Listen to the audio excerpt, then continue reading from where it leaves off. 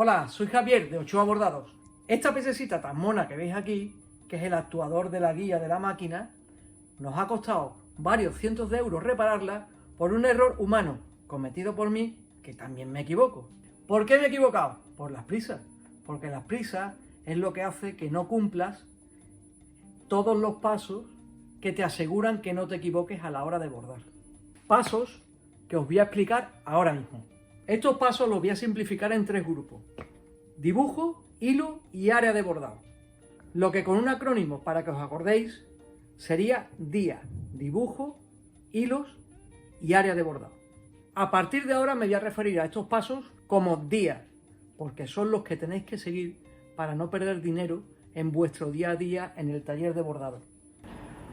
Primero, dibujo.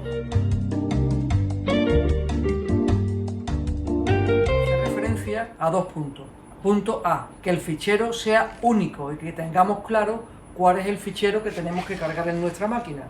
Y el segundo punto, a un listado del cual os dejaré un recurso donde quede perfectamente definido la secuencia de hilos a colocar en la máquina. Para explicaros mejor el grupo dibujo, vamos a pasarnos al ordenador. Hola, como os he comentado, ahora pasamos al ordenador y os voy a indicar una parte importante, que es la organización de los ficheros. Con esto ahorraréis tiempo y dinero, porque es básico que tengáis todo organizado.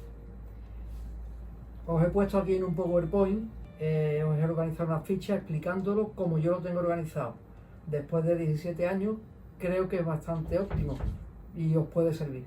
Os voy indicando. En la presentación veis que, bueno, simplemente os voy a indicar cómo se localizan los ficheros de bordado, para que a la hora de meterlos en máquina sea un fichero único y tengáis siempre la seguridad de que estáis bordando el fichero que debéis bordar y no una versión antigua. Como os he indicado, os muestro aquí que debe de haber un único fichero y el fichero debe de estar perfectamente localizado para no perder tiempo a la hora de buscarlo. ¿Cómo lo hacemos? Bueno, pues aquí os pongo, aunque parezca que está un poco enfollonado, cómo lo debemos de organizar dentro de nuestro disco. Como veis, un disco duro, creamos una subcarpeta que yo la tengo nombrada como bordado. Dentro de la subcarpeta voy a crear otra subcarpeta con cada nombre de cada cliente.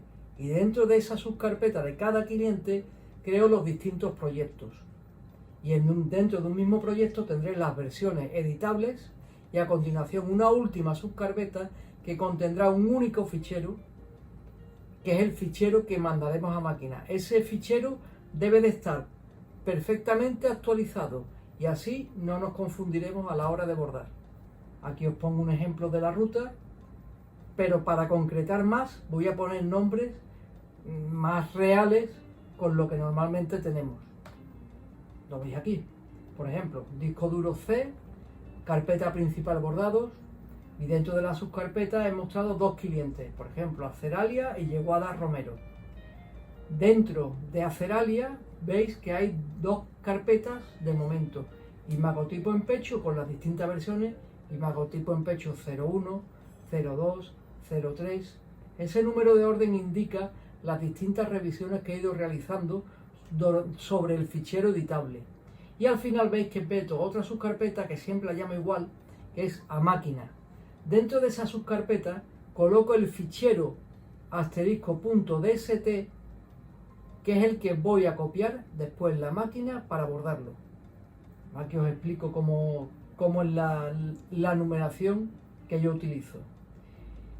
Ahora os voy a enseñar unos ficheros Excel que os pongo en los recursos para que lo utilicéis si queréis, donde voy a ir guardando la dirección del fichero DST de cada uno de los proyectos de cada cliente para que sea fácilmente buscable con las teclas Control V de Excel.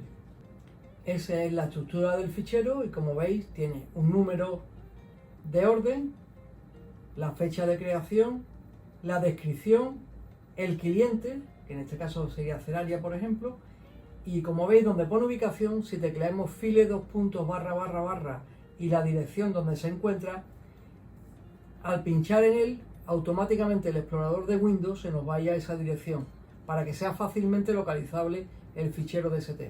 Todo esto os lo dejo como recurso y si tenéis alguna duda no dudéis en escribirme al WhatsApp o escribirme por correo, localizarme, que os ayudaré encantado. Seguimos con el vídeo. Vamos al segundo grupo, que es hilo. Mejor dicho, color de hilo.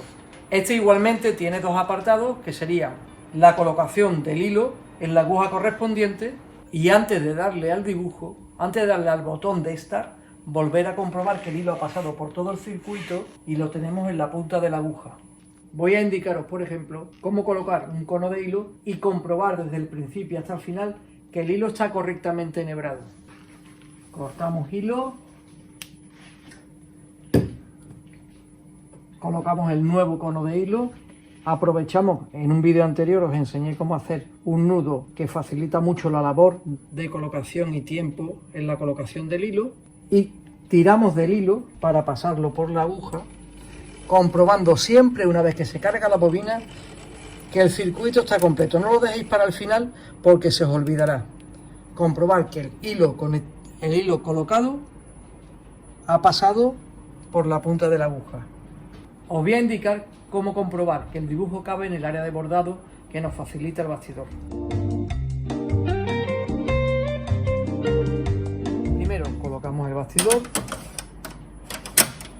En próximos vídeos os indicaré en el ordenador cómo vamos a relacionar el origen de bordado para que cuando lo traslademos a la máquina estar más seguros de que el área no va a tocar el bastidor. Este es el dibujo, como veis esta flechita roja indica el origen de bordado y vamos a comprobar en el bastidor que el dibujo entra en él. Primero colocamos el bastidor sin montar la prenda, después, en mi caso que es una tajima, nos vamos a D1, cambiamos la aguja porque yo siempre hago el trazado de comprobación con la aguja 1 para no cometer errores.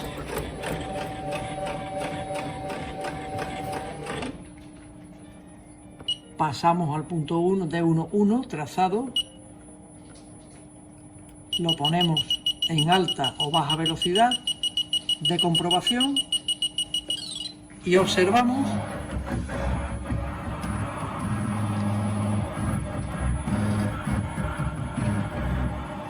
que el círculo completo donde la patilla entra no toca en la cara interior del bastidor.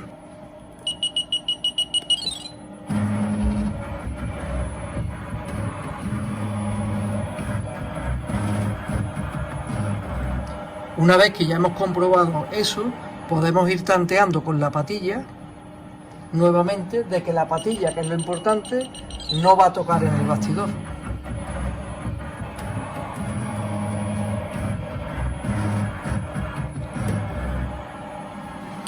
Una vez hemos visto que no toca, procedemos a hacer una comprobación general de todos los puntos que hemos visto antes.